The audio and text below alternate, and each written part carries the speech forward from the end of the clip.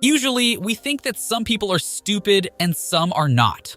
But the truth is that we all have the tendency to act stupid in our own ways. The problem is that every time we act foolishly, we pay for it in indirect ways. And if you are running a business, it will cost you money eventually. In this video, we'll learn how to be less stupid and act smartly. Alrighty, so without further ado, let's dive right in. Lesson 1. Don't try to be too smart, just be less dumb. Nobody decides to be dumb. It often comes naturally. Even smart people make dumb mistakes. So we should never assume that we will make wise decisions in our business. And no matter how hard we try, we can always make dumber decisions. So we must ask, how to be less dumb and more thoughtful? Emotions make us irrational. Most people just give in to their impulses. They invest out of greed. They make quick decisions instead of waiting a bit and giving some thought before making crucial decisions. Ask any dumb person, and they will sound very confident. Confidence isn't the problem. The problem is that their confidence is guided by their ignorance. They think that what they believe is true. Every bad business or financial decision ever made happened because the person who made it thought they were making the right decision. They all made wrong assumptions about reality. People think that many things in life are obvious, but most of the time they are not. They just think of them as obvious. For instance, many people believe that it's necessary to start a business based on trends. This is not true.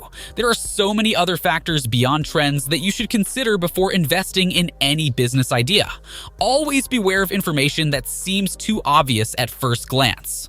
No matter how thoughtful you become, you can never be too smart to not make a dumb mistake. You're a genius! I am? The point is, our focus should not be to chase perfection while making decisions. We should try to be more thoughtful than we are in the present state, know our tendency to be dumb, and thus try to minimize the number of mistakes. Lesson 2. When you don't find the right answers, try to find the right questions. Often, we get stuck while solving problems and wonder what we might be doing wrong. We keep thinking about the solution, hoping that solution will magically pop into our minds. But in reality, we fail to consider the quality of our questions. Asking the wrong questions gives us the wrong solutions that don't solve the real problem. In simple words, it's not always the problems that are hard to solve. Sometimes, the problem is the way we frame our problems. In case you don't know about framing, frame simply means how you look at your problems. When we frame our problems incorrectly, it leads us to the wrong solutions, and we start getting disappointed, which further lowers our self-esteem. Let's understand this with an example. Let's say you have a business, and you are struggling to run it profitably. What most business owners do is that they say, "My business is not making profit." And ask, why is my business not running? This type of questions may be a nice starting point. But if you pay attention, you will find that this type of questions show complaining behavior. Instead of asking such types of questions, you can frame your questions and ask, what can I do to run my business profitably? Or how might I solve this problem in my problem to make it run profitably? These questions might sound similar to the previous ones, but notice how the frame has changed here. Now, instead of complaining about why your business is not making profits, you are thinking about what you can do to make it run profitably. You have opened up the door to possibilities now. It's important to realize how you are looking at problems while problem solving. If you don't check your frame from time to time, you might end up confused and without any satisfying solution. Another thing to note here is that simply changing your frame won't do the magic. You have to believe strongly that all problems are solvable. Or, in other words, you have to believe that there is no problem that you can't solve. When you approach with this mindset, there is a high probability of you solving the problems. And also remember, so many people can give so many answers, but truly genius people know how to ask the right questions first before they give any answers. This is what separates a genius from the ordinary. Lesson 3.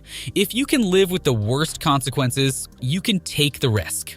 If you ever reach a point in business or life when you have to make a crucial decision and you are thinking, should I take the action or not?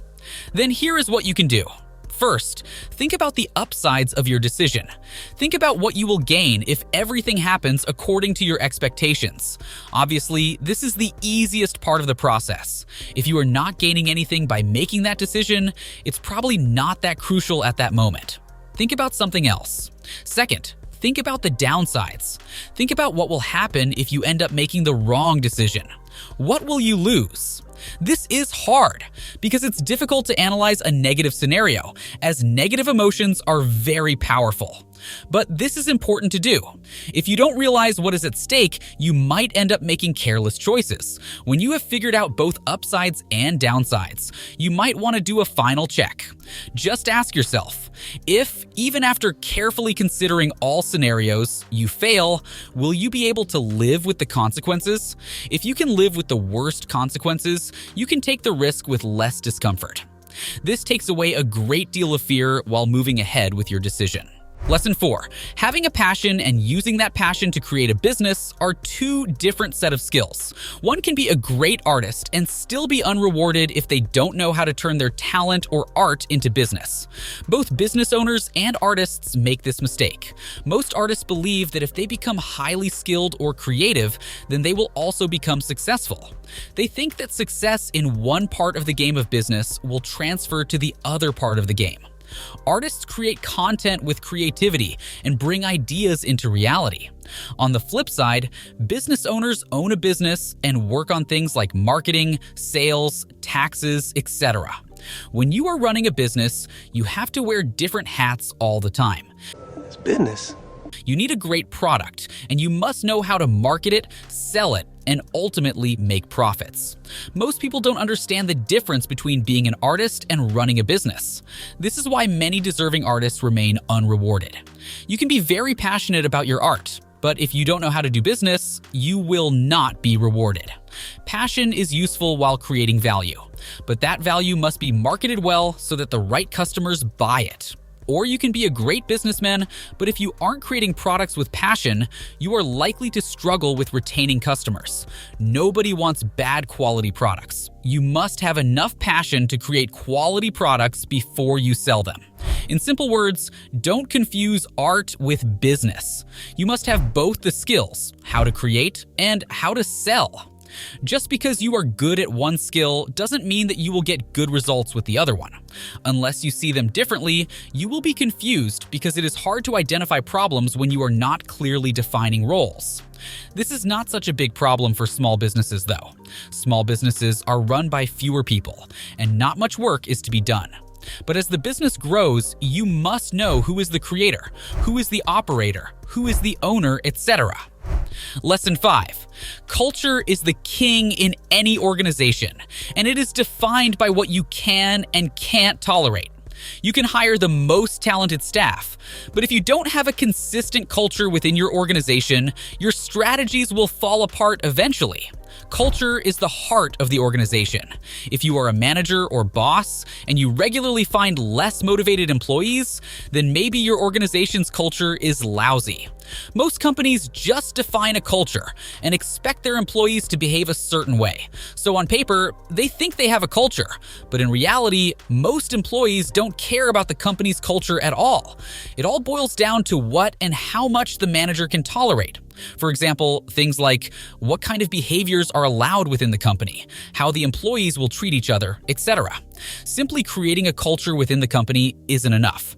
A manager or boss must have a strategy to sustain the culture. For instance, if there is a person with a good performance and talent, but his personality isn't a good fit for the culture, then it's not a good idea to hire that person. Remember, one dirty fish can spoil the whole pond. You must protect the company's culture and values at any cost. The author talks about how there is always one stud professional in the office who thinks that they are immune to the company's culture and believe that they can do anything they want because of their unique skill or great performance. This is where most leaders fail. They decide to keep such person, hoping it will improve the overall performance. To sustain a culture, you must be willing to enforce hard rules. You can't always operate on your feeling while making business decisions.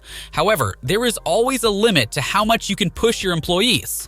All employees have their expectations too, and the company leaders also have certain goals to hit. The culture has to be healthy for both. If employees don't feel valued and supported, they will hop on to another company that does. So unless the leaders sit down and think about what kind of culture they want to build within the company and create proper rules accordingly, it'll be hard to create a healthy culture within the company. Most companies take the culture very lightly and leave it as afterthought, but it's a vital driver for any company's growth and has a great effect on the employees and overall business. Lesson 6. The popular advice. Do what you love might cost you money in your business. We have all heard this phrase, just do what you love, and then one day you will become successful. This might make sense at first because our efforts are rewarded most of the time. But still, we can't ignore the fact that just because you are passionate about something, it doesn't mean that it can make good money as well. Especially in the business world, the market doesn't care about what the business owners are passionate about. If your product is not useful to your customers, they will not buy it, and you will eventually go bankrupt. In simple words, if you want to run a profitable business, focus more on building what your customers want than what you want. And if you are hellbound to build what you want, keep your expectations low. The market doesn't owe you anything. It won't reciprocate if you aren't offering any kind of value. People who jump into action immediately after hearing an idea are more likely to fail in business. That's because they haven't done the market research properly yet. They are also very likely to commit another mistake. That is, they will try to appeal to everyone instead of focusing on their target audience. When you try to appeal to everybody, you don't appeal to anybody properly. When your product is catering to everyone, you won't satisfy your customer today. Your product will fail to position itself and differentiate itself from other products that are trying to target that same market. To survive in business, your product or company must have a competitive advantage. When you don't have a clearly defined market, you fail to identify your competitors, and thus you also fail to identify your competitive advantages. A general product always holds less value compared to a specialized product. Customers are also more likely to remember a specialized product compared to a general one. Understanding your market and customer needs gives you a clear advantage. So don't blindly follow advice like do what you love while building a business. Otherwise, you will have to pay the dumb tax, if we speak in the author's style. Lesson 7. The only constant in business is change. If you love safety and stability, maybe business is not for you. Business landscapes are always changing. Most companies or business owners get complacent when they achieve a certain level of success. They keep repeating the same strategies that worked for them in the past. The catch is that you can't solve new problems with old answers. You can never stop evolving as a business owner, or your business will fade sooner or later. The author discusses how 435 of the Fortune 500, 87% businesses from 1955, have now disappeared as they didn't change with the changing business environment. Everything today is changing rapidly. From technology to cultures, everything is changing. It's stupid to not change with the changing environment. Today, customers are far smarter than they were a few years ago. They have hundreds of options today and far less patience. Don't think that you are different. Not even big companies can relax today.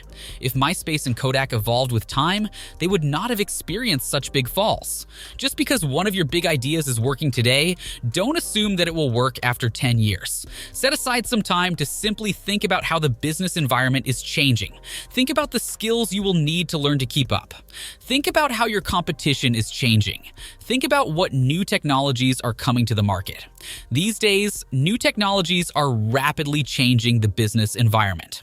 Think about how your customers' expectations and behaviors are changing with the changing environment.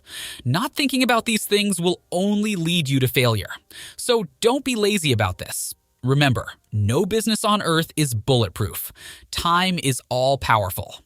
And now it's your turn. What did you learn from this video? Leave a comment below. And if you want to skyrocket your growth, consider subscribing to this channel. Don't forget to turn all notifications so that you don't miss any future video. You can also visit WizBuskOut.com and sign up for the email newsletter to read 100+ book summaries for free and learn other valuable insights. See you next time. Thanks for watching.